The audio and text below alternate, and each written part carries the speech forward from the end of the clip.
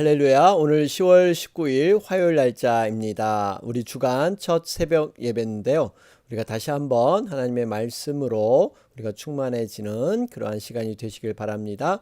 계속해서 욥기 살펴보고 있습니다. 오늘 욥기 9장 25절에서 35절 말씀 보겠습니다. 나의 날이 경주자보다 빨리 사라져 버리니 복을 볼 수 없구나. 그 지나가는 것이 빠른 배 같고 먹이에 날아내리는 독수리와도 같구나. 가령 내가 말하기를 내 불평을 잊고 얼굴빛을 고쳐 즐거운 모양을 하자 할지라도 내 모든 고통을 두려워하오니 주께서 나를 죄 없다고 여기지 않으실 줄을 아나이다. 내가 정죄하심을 당할진대 어찌 헛되이 수고하리이까. 내가 눈 녹은 물로 몸을 씻고 잿물로 손을 깨끗하게 할지라도 주께서 나를 개천에 빠지게 하시리니 내 옷이라도 나를 싫어하리이다. 하나님은 나처럼 사람이 아니신즉 내가 그에게 대답할 수 없으며 함께 들어가 재판을 할 수도 없고 우리 사이에 손을 얹을 판결자도 없구나. 주께서 그의 막대기를 내게서 떠나게 하시고 그의 위엄이 나를 두렵게 하지 아니하시기를 원하노라. 그리하시면 내가 두려움 없이 말하리라. 나는 본래 그렇게 할 수 있는 자가 아니니라. 아멘. 우리 욥기 9장을 진행 가운데 있습니다. 지금 이 9장과 10장은 빌닷에 대한 1차 변론, 욥이 한 것이죠. 그러한 답변을 담고 있습니다. 욥에게 무차별적인 심판으로 욥은 여겼죠. 그래서 욥이 하나님을 향한 이 좌절감, 이러한 것을 토로하면서 하나님 앞에 자신의 어떠한 상황을 변론하고자 하는 의지를 이렇게 얘기하고 있죠. 월요일 말씀과 연결되는 부분이 있는데요. 욥기 9장 11절에서 24절 말씀을 보면요. 정말 하나님께서는 누구도 대항할 수 없는 그러한 힘을 지니고 계십니다. 욥은 자신의 경험을 얘기를 하고 있습니다. 11절 보면요. 그가 내 앞으로 지나시나 내가 보지 못하며 그가 내 앞에서 움직이시나 내가 깨닫지 못하느니라. 그러니까 지금 하나님께서 이렇게 지나가시는데 자신이 깨닫지 못할 정도로 지금 여러 가지 믿음의 상황과 환경이 바닥이다 하는 것을 얘기하고 있죠. 자, 그러면서 이제 12절 13절에 보면요. 하나님의 그 진노하심에 대해서 누구도 막을 수 없다, 이런 고백을 하고 있습니다. 욥은 아무리 자신이 의로울지라도 감히 하나님께 대응한다든지 대답할 수 있는 이러한 존재가 아니다. 그러면서 그 이유는요, 하나님의 힘 때문에 그렇다, 이렇게 욥은 고백을 하고 있죠. 이러한 욥의 태도를 보면 좀 문제가 있습니다. 욥은 단지 심판하실 분의 은혜를 구해야 되는데 하나님 앞에 자신이 무력함을 고백하고 있습니다. 근데 9장 17절에서 24절 말씀을 보면 근데 욥은 한 걸음 더 나아가게 되죠. 하나님의 적대적인 행동, 그것을 직설적으로 묘사를 하고 있습니다. 하나님이 폭풍으로 자신을 쳤다. 그것은 까닭 없이 상처를 깊이 남겼다, 이런 고백을 하고 있습니다. 사실 이 모습이 우리가 앞에서 2장 3절이었죠. 사탄이 충동을 했죠. 까닭 없이 욥을 치게 한 말씀, 이것을 떠올리게 합니다. 어쨌든 욥의 이 고난은 하나님의 말씀에 비추어도 사실 까닭 없는 고난은 맞습니다. 그가 얼마나 숨 돌릴 틈도 없이 괴로움을 당했는가 하는 것을 9장 18절에 기록되어 있죠. 나를 숨쉬지 못하게 하시며 괴로움을 내게 채우시는구나. 사실 얼마나 욥의 상황이 힘들었겠습니까? 자신을 정말 이렇게 숨 돌릴 틈도 없이 괴로움이 연속으로 이어졌다. 이렇게 고백을 합니다. 그러면서 이제 9장 19절에서 20절 내용이 하나님의 위력에 눌려서 자신의 의로움을 제대로 입증할 길이 아무것도 없다. 이런 고백을 드리고 있습니다. 19절 보시면 힘으로 말하면 그가 강하시고 심판으로 말하면 누가 그를 소환하겠느냐. 그러죠. 그는 끝까지 그 의로움에 대해서 포기하지 않습니다. 의로움을 입증할 길은 없지만 분명히 나는 하나님 앞에 순전하고 의로웠다. 이게 욥의 모습이에요. 21절 보면 나는 온전하다마는 내가 나를 돌아보지 아니하고 내 생명을 천히 여기는구나. 그러죠? 여기 보면 온전하다. 여러분 사실 우리가 하나님 앞에 온전한 사람은 없죠. 욥은 비록 자신이 온전한 행위를 했지만 그 자신은 온전한 사람이 아니라는 것을 인정하지 못했습니다. 하나님께서는 바로 그러한 부분을 책망하고 계시죠. 24절에 보면 그가 아니시면 누구냐 이러죠. 그가 아니시면 누구냐. 결국에 하나님에 대한 불평과 마음의 무거움을 하나님께 모든 책임을 돌리면서 하나님께서는 이런 세상의 의인과 악인을 구별하지 않고 마치 심판하시는 것처럼 이렇게 하나님 앞에 약간의 불평을 늘어놓고 있습니다. 자, 이러한 상황에서 오늘 말씀이 이어지고 있는데요. 원인자요 판결자이신 하나님 앞에 탄원하는 그러한 욥의 모습을 볼 수가 있죠. 오늘 25절 말씀을 보시면 나의 날이 경주자보다 빨리 사라져 버리니 복을 볼 수 없구나. 그리고 26절에 그 지나가는 것이 빠른 배 같고 먹이에 날아 내리는 독수리와도 같구나. 그러죠. 욥은 지금 인간에게 삶의 의미가 없게 만든다. 이유는 고난 중에 그가 느끼는 세월의 속도가 이렇게 달리는 경주자라든지 빠른 배라든지 날렵한 독수리보다 더 빠르게 지나가는 것 같다. 이렇게 그는 여기고 있습니다. 여러분 이 욥의 고백을 보면 사실 우리가 또 한 가지 좀 적용해 볼 부분은요. 정말 이 세상의 삶을 살면서 우리는 얼마나 정신없다, 시간이 없다 이런 말을 많이 하고 사는지 모릅니다. 그런데 문제는 우리가 이렇게 바쁘게 살아가는데 이 바쁘게 사는 삶 속에서 정말 얼마나 의미 있는 그러한 삶을 살아가고 있는가. 특별히 우리가 바쁘다고 해서 모든 것이 이렇게 미덕처럼 모든 것이 다 인정받는 삶으로만 우리가 여길 수는 없다는 거예요. 그 바쁨의 모습이 무엇으로 바쁜가라는 것을 우리가 한 번쯤 돌아봐야 합니다. 여러분 우리의 그 시간 분명히 하나님께서 생명의 시간으로 우리에게 주셨는데 그 생명의 시간 가운데 우리가 건져 올리는 것 가치 있게 사용하는 시간이 나의 시간 가운데 얼마나 있는가. 특별히 하나님의 그 아름다운 시간으로 우리 인생 가운데 드려지는 시간 그것이 얼마나 있는가 하는 것도 체크해 봄이 중요합니다. 물론 우리가 세상을 열심히 살아서 정말 세상 사람 못지않게 성공하고 또 우리의 잘됨을 통해서 하나님께 영광 돌리는 것 너무나 중요하고 의미가 있습니다. 그럼에도 불구하고 그 바쁨이 그 의미와 목적이 하나님의 시간 안에서 이렇게 사용되는 것 이것을 우리는 체크해 봐야 된다라는 거 도전이 되죠. 자, 그런 가운데 욥은 이 인생의 허무함을 극복하기 위해서 그는 이제 불평과 고통을 잊고 기쁜 얼굴을 만들면서 새 출발을 하고자 다짐을 해 봅니다. 그런데 이내 두려움에 사로잡히게 되죠.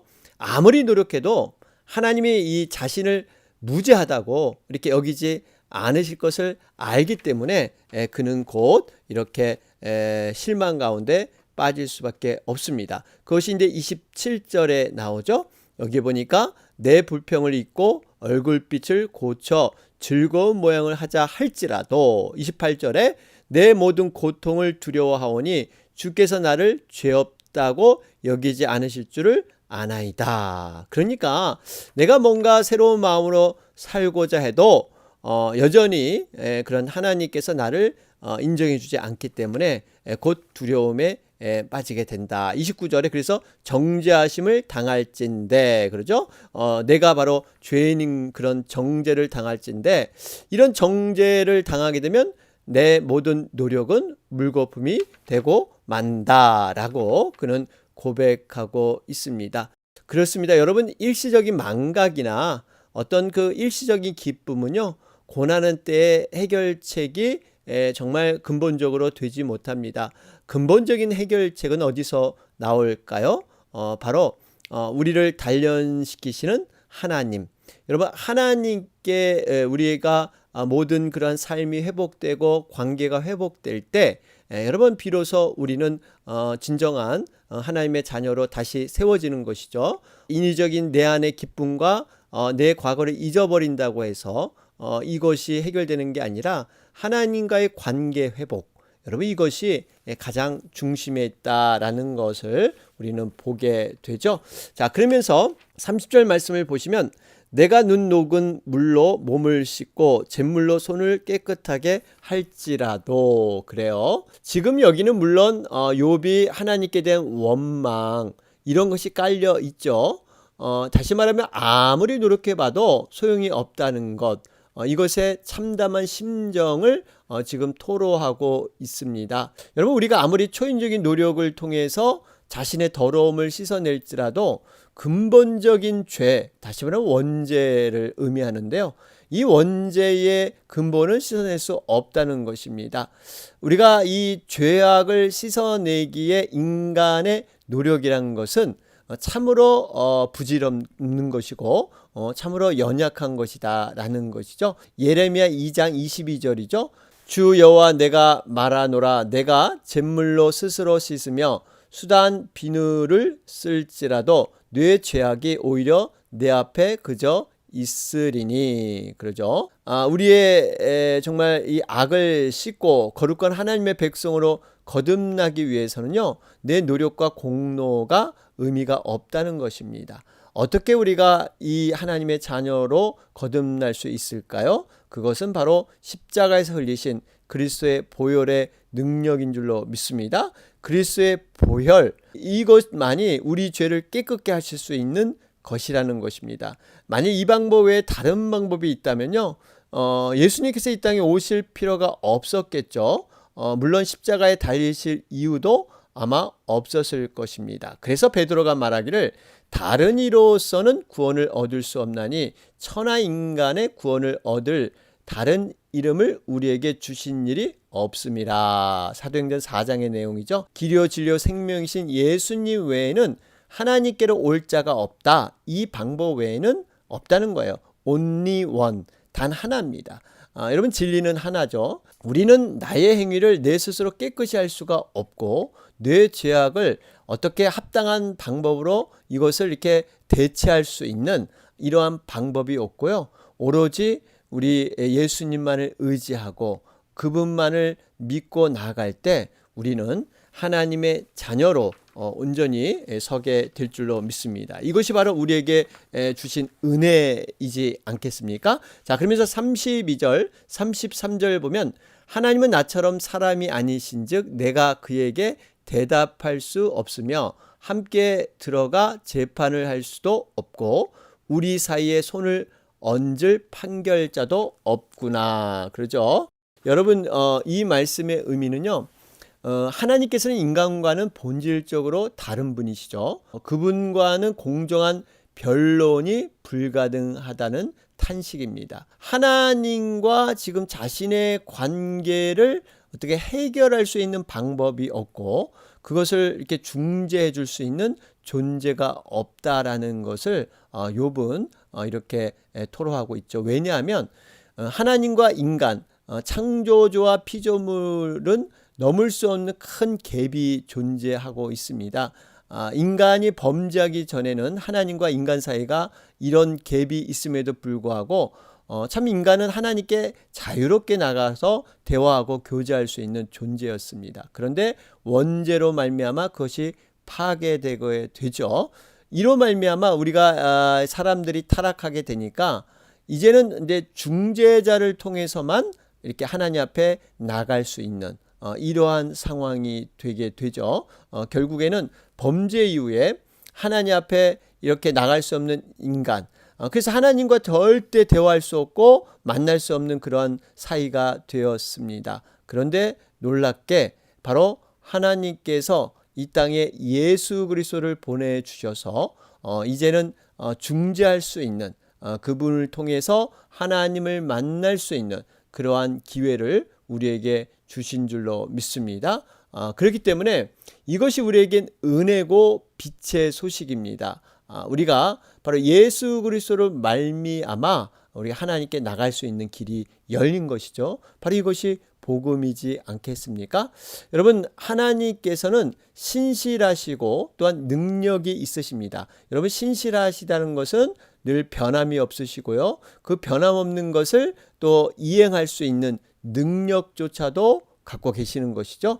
그렇기 때문에 여러분, 이렇게 중재자는 정말 하나님과 같은 분, 또 죄가 없으신 분, 그럼에도 불구하고 인간의 몸으로 육신의 옷을 입고 있는 존재, 여러분, 이런 존재가 만족돼야만 중재자의 역할을 할 수 있다는 겁니다. 그래서 바로 그분이 예수 그리스도, 그 한 분만이 중재자로서 이렇게 설 수 있다라는 것을 우리는 확신하게 됩니다.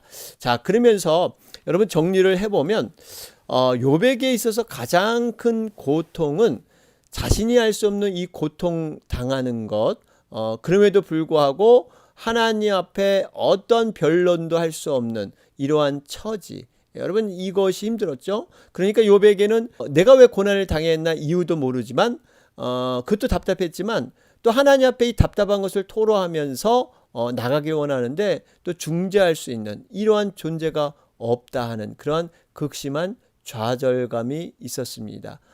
결국 여러분, 이 인간과 하나님 사이를 극복할 수 없는 이러한 큰 갭, 결국 예수 그리스도가 이 땅에 오셔서 그 모든 것들을 십자가의 신비로 말미암아 해결해 주셨습니다. 우리는 그분을 믿고 나아갈 때 정말 하나님과 다시 회복되는 아름다운 관계로 서게 됩니다. 자, 오늘 말씀 기억하면서 원인자요 판결자이신 하나님 앞에서의 탄원, 여러분, 우리가 지금 이게 법정에 대해서 이렇게 말씀을 드렸는데 이제 죽음 이후에도 분명히 하나님의 심판대에 서게 될 겁니다.